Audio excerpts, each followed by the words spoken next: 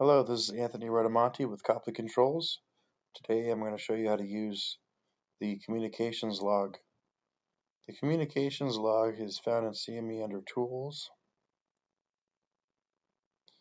and this is going to log all the messages between CME and the drive. So if I am using this tool, it's really for debugging reading messages sent by CME. So if I click here, show get variable commands, this will show all of the uh, parameters that are being pulled by CME. So I'll say the CME sends this get the desired state in RAM. So let me just make this window a little bigger.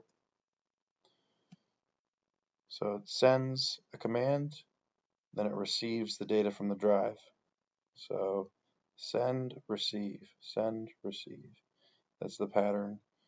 And so it gets the desired state in RAM. So that's 0 is the ID, the CAN ID, or the node ID, sorry. And then 73 here is hex. These are hex numbers, by the way. Hex 73 is the checksum. 1 is the number of words after the opcode. This is the opcode, 0C. And this is the word. There's only 1, so that's why that number is 1. 0C is the opcode. So what is 0C? 0C is the opcode to get a parameter. So it's a get command. So it's going to get 0024. So it's going to get parameter, ASCII parameter 24.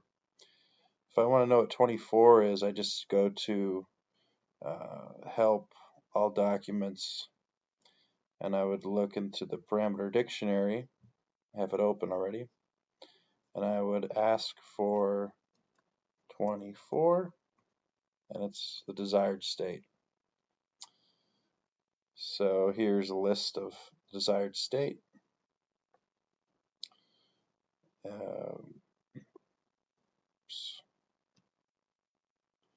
So it asks for 24 for the desired state, and the drive responds with the desired state, which is 1E. If we want to know what 1E is, you just convert that from hex to decimal here, and we see it's 30.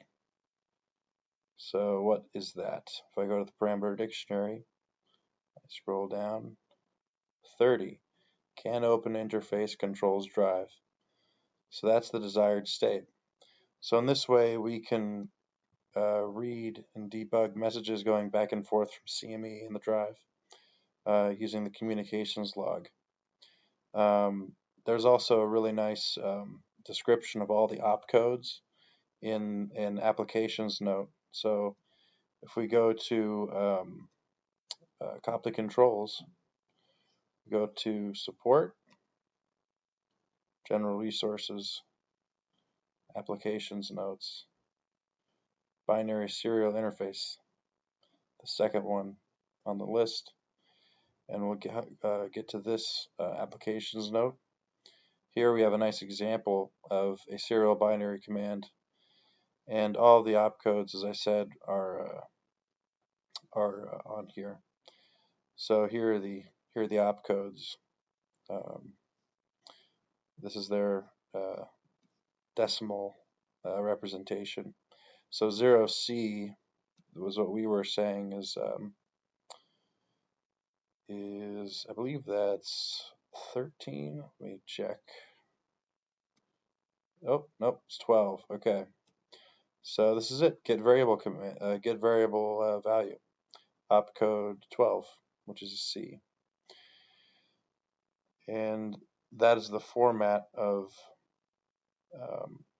how to send a serial binary command.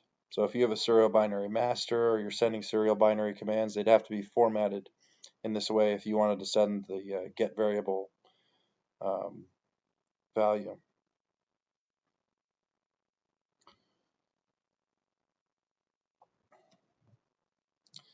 And so now I'm going to go into CME and um, I'm going to go here. I'm going to clear this log, and I'm going to go to the control panel. And now I want to know, what's the actual motor velocity? What are all these? I have a list here of parameters. What is let's say I want to know the can open object ID of um, the active or the actual load velocity. Or let me pick another one, a passive load position.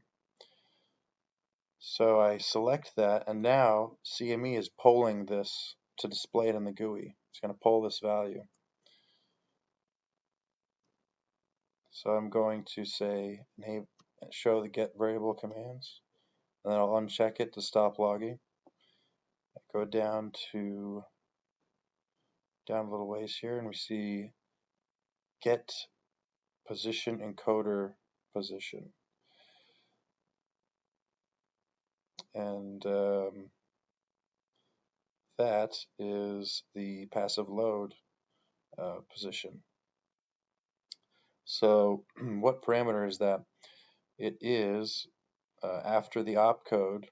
So the opcode is here, C, which is the get opcode. It's 112. That's the parameter for the passive load encoder. ASCII parameter 112. Now if I want to know the can open object ID for that value, I would just go to the parameter dictionary, and I would type in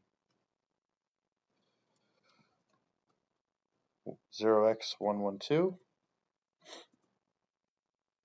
and I see that it's here, the load encoder, and the can open object ID for that value is right here, 2242.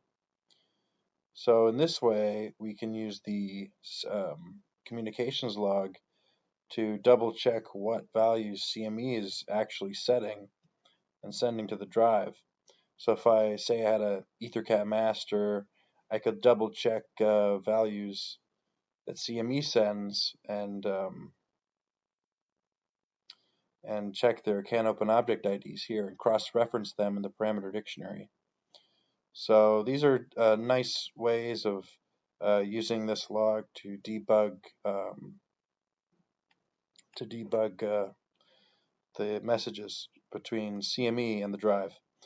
So the communications log does not capture data from an external master in the drive. It only captures data sent by CME to the drive. So let me close this now. So if I have the ASCII command line open, and now I'm sending ASCII commands, clear the log.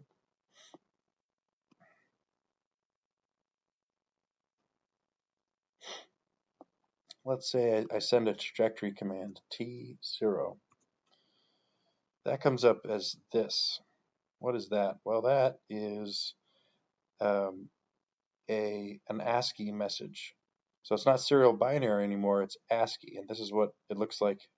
So 74 is actually the character T, and then space is the character 20, hex 20. So again, T is 74. So if I go to a table, I found a table online. The character T, lowercase t, that is 74. And then the character for a space, SP, is 20, 20. So 74, 20, 30, 0D. 0D is the carriage return. So after you send a command, you'd want to send this carriage return. And then the response from the drive is OK, which is the letter O and then a K. And then actually there would be another carriage return here, but it's not seen in here. But that's how you would signify that an ASCII command has been sent and received. So that's how you would use the communications log to cross-reference parameters and see all the activity going on um, in the between CME and the drive. Um, and yeah, if you have any questions, feel free to reach out, and hope this video was helpful.